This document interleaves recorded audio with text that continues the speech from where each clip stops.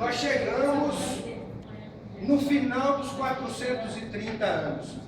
Segunda parte, então, da história da salvação. Nós estamos falando aqui da história da salvação. Nosso segundo vídeo já está gravando, né, irmão Michael, nosso cameraman? Dá o crédito aqui para ele. Você comprou o DVD, irmão Michael? Vou comprar. Vai comprar? Vou te dar de presente. O terceiro eu O quero. DVD eu vou dar de presente, irmão Michael, cameraman. Então, a dica importante. Na próxima aula eu quero filmar. 430 anos foi o tempo necessário para formar a nação. Nos primeiros anos houve tranquilidade. José era o primeiro-ministro do Egito.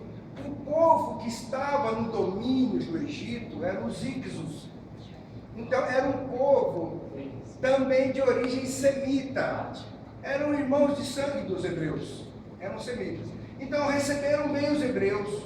Não houve nenhum problema de aceitação. Mas os verdadeiros egípcios, os donos realmente da terra, que haviam sido expulsos para o sul, fizeram uma coligação com os povos do sul, Etiópia, Somália, todos os povos, onde é hoje o Sudão, o Quênia. Então juntou tudo aqueles, os nomes dos países eram diferentes, mas houve uma coalizão, e eles se fortaleceram muito, e eles invadiram novamente o Egito, expulsaram os Hicsos e dominaram o Egito. Aí quando eles chegaram no domínio, o povo hebreu para eles era um povo estranho. Por isso que a Bíblia fala, e o faraó que se levantou não conhecia José. Não é? O que significa aquela palavra? Ele não deu conhecimento, ele não reconheceu o povo hebreu como povo legítimo da terra. Mas para ele não era conveniente expulsar os hebreus, porque os hebreus agora já eram uma nação grande. Ele já estava há 120 anos na terra, então já era uma nação razoável e estava em expansão. Se ele expulsa os hebreus, eles ficam sem mão de obra. É igual aos Estados Unidos hoje. O Donald Trump está com essa doideira de expulsar os imigrantes de lá. Se ele expulsar o povo de lá, os latinos, os brasileiros, os imigrantes do mundo inteiro, se ele expulsar, quem que vai trabalhar lá nos Estados Unidos? Os Estados Unidos quebram, não tem mão de obra, os americanos não gostam de trabalhar. No pesado, o americano não vai trabalhar no pesado. Quem fala de serviço pesado lá é o brasileiro, é o latino, é o latino. Então, o povo egípcio resolveu conservar o povo hebreu ali, aí escravizou. Aí sim o povo começou a ser afligido. E Deus deixou aquilo acontecer, porque o plano de Deus, a nação ainda não estava no ponto ainda, na quantidade que Deus precisava para fazer com que o mundo todo conhecesse rapidamente a sua palavra, o seu poder, o seu amor, a sua graça e a sua misericórdia. Então eles permanecem mais um tanto até que eles atingem a sua maturidade. Aí quando eles atingem a maturidade, aí a Bíblia diz que Deus viu, lembrou-se, Deus viu a aflição dos hebreus ali. E aí ele começa a preparar um homem. E ele prepara então Moisés. Ele começa a preparar Moisés desde o nascimento. Então, o livramento de Moisés já é um milagre, ser tirado das águas. Moisés significa tirado das águas. Moisés não é o nome hebreu, Moisés é o nome egípcio. É a filha de Faraó que vai dar o nome para Moisés. Não vamos entrar em detalhes quem era o Faraó e tal, apenas vamos correr que a história é a história da salvação, não é a história do mundo. Então aí Moisés, ele estuda 40 anos ali nas melhores academias do Egito, aprende toda a ciência do mundo, e quando ele tem 40 anos de idade, acontece o fato dele assassinar um egípcio e foge então para a terra de Midian. E lá ele encontra uma pessoa especial, e essa pessoa é sacerdote do Deus Altíssimo. Então quer dizer que o Deus nunca deixou de ter alguém adorando a ele.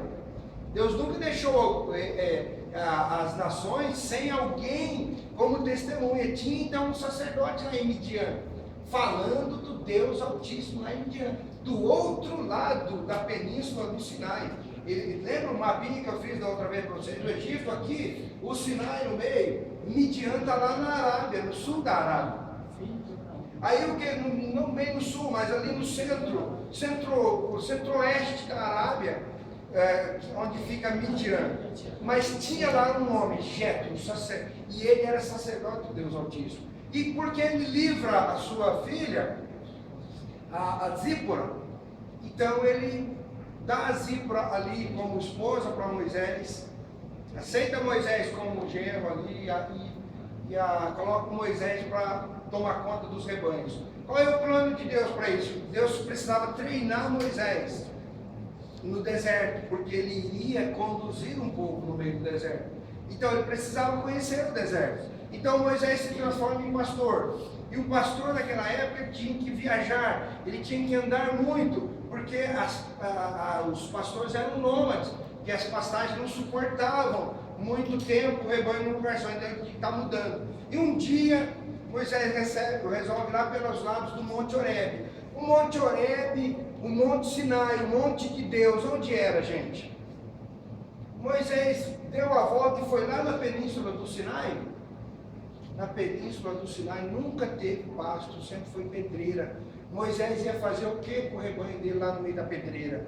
Moisés então vai para o Monte Horebe, onde tinha água e pasto. Oásis.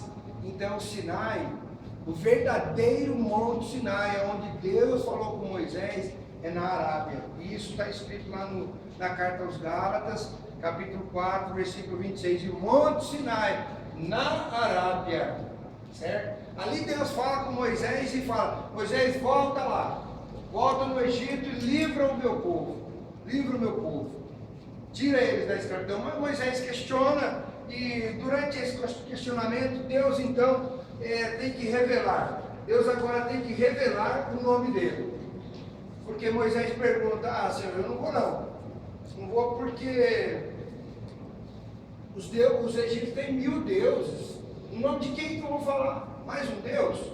Não, você vai falar no meu nome. E aí a primeira vez, Deus então revela o seu nome para Moisés, para o ser humano. Até então ninguém conhecia o nome de Deus. E a primeira vez então que o nome de Deus é mencionado na Bíblia Sagrada. Deixa eu colocar aqui bem grande. E Deus falou: olha, diga para eles que o Eu Sou mandou você ir lá. Eu sou o que sou, e além de mim não há outro. Então vai lá e fala para Faraó que eu estou mandando ele soltar o meu povo. Isso aqui é de trás para frente, tá? Porque o hebraico é escrito da direita para a esquerda, ao contrário. Isso aqui aproximadamente na nossa língua, no português, daria Jeová, tá? Yahvé, mas isso é algo muito aproximado. Essa pronúncia, a pronúncia perfeita ninguém tem. Então aí Deus fala: vai lá.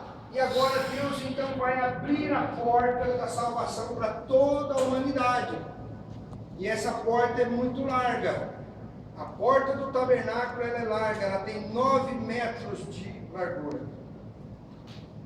A altura e largura dá 100 metros quadrados, o tamanho da porta.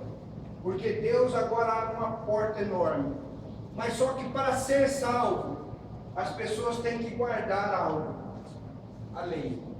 Então aqui nós temos a transição: graça, lei. E para fazer essa transição, Deus requer um outro sacrifício. Só que agora o pecador vai pagar o preço.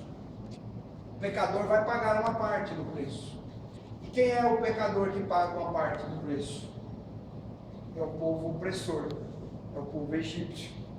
O povo egípcio vai pagar uma parte do preço, porque todos os primogênitos do Egito, tanto de seres humanos quanto de animais, morrem nesse dia chamado Peshá, ou seja, a Páscoa. Então no dia da Páscoa, no Peshá, P-S-H-C-H, Peshá. O que significa a palavra Peshá ou Páscoa? Páscoa que significa a palavra Páscoa?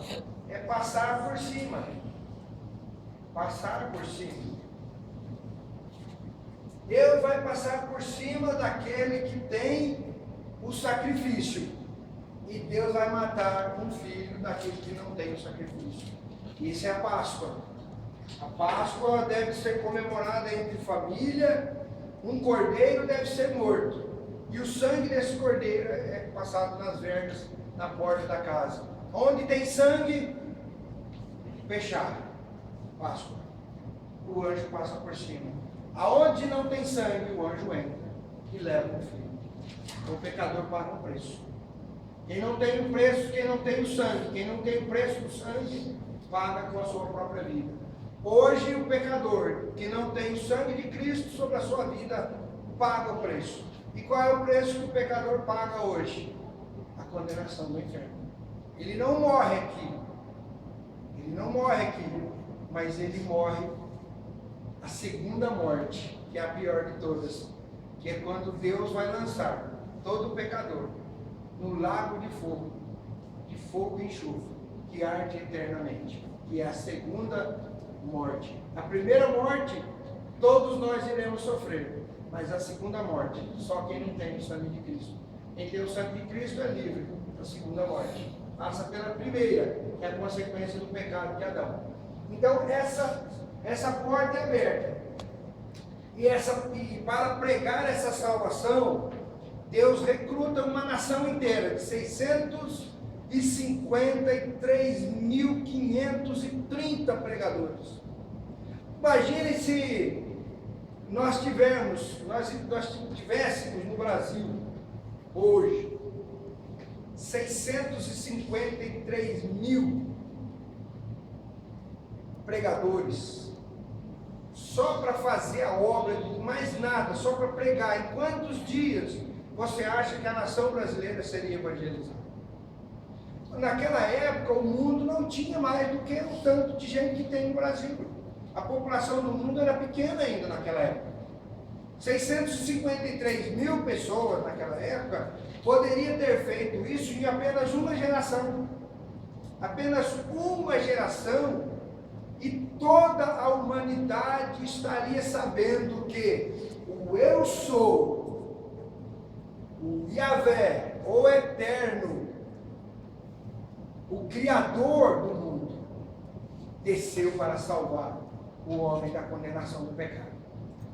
Em poucos dias, ou em uma geração, seria 70 anos, pode perguntar. Daria mais ou menos 310 mil pessoas para cada pregador, para cada sacerdote, ou seja, uma cidade um pouco maior do que Rio Verde. Não levaria muito tempo realmente não, para anunciar para todo mundo. Exatamente, Rio Verde tem 200 mil habitantes, não é verdade? Vamos supor que Deus falasse, ó, todos os habitantes do Rio Verde agora são sacerdotes. Isso, pessoal, 653 mil pessoas eram só homens de 20 anos para cima. As mulheres e as crianças ficariam em casa e os homens sairiam pelo mundo, falando do Eterno, falando do Criador, avisando que o Criador desceu para salvar a humanidade. Então, o povo de Israel recebe essa missão, mas eles não aceitam a missão, infelizmente. Eles não aceitam a missão. Êxodo capítulo 19, Deus chama eles para consagrá-los no monte. Mas eles veem aquilo tudo e ficam com medo. E lá em Êxodo 20, depois que Deus entrega as leis para Moisés, eles dizem para Moisés, Moisés, fale você com Deus. Você fala o que Deus falou para nós, que nós vamos obedecer. Não fale Deus diretamente conosco, que nós vamos morrer. O povo teve medo de, ao ouvir a voz de Deus, morrer.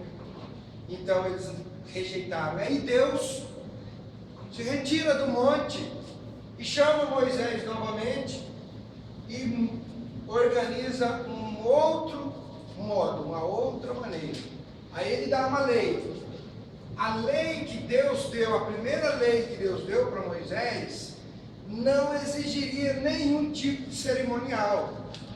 Mas a segunda vez que Moisés desce do monte, Moisés já desce com cerimonial. Agora tem que oferecer animal, agora tem que oferecer holocausto, agora tem que fazer Yom Kippur, agora tem que ter um tabernáculo para Deus habitar no meio do povo. Agora manda fazer. Êxodo capítulo 25, manda e eles construam um tabernáculo, construam uma casa, construam um lugar para que eu possa habitar no meio deles, para que eu possa ir no meio deles. Então é por isso que o tabernáculo então é construído. O holocausto, o altar, a pia, o lugar santo e o santo dos santos.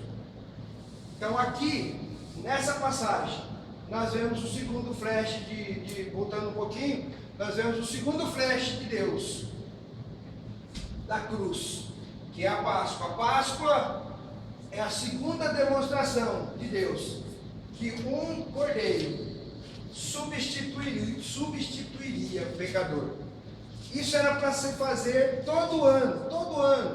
Israel teria que fazer isso, para lembrar o dia que eles saíram do Egito, até que o verdadeiro Messias, o Cordeiro de Deus, que tira o pecado do mundo, se manifestasse.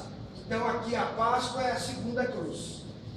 A Páscoa é a segunda vez que Deus mostra a cruz. Não vou falar a segunda cruz não, senão os teólogos da internet vão me crucificar, falando que eu estou colocando um monte de cruz aí. É uma cruz só, é a única cruz do nosso Salvador, Senhor Jesus Cristo, mas ele mostra essa cruz com Isaac, e ele mostra essa cruz lá na Páscoa, quando o cordeirinho inocente, aquele animal, involuntariamente se oferece não, involuntariamente é morto. Ele não se oferece, involuntariamente.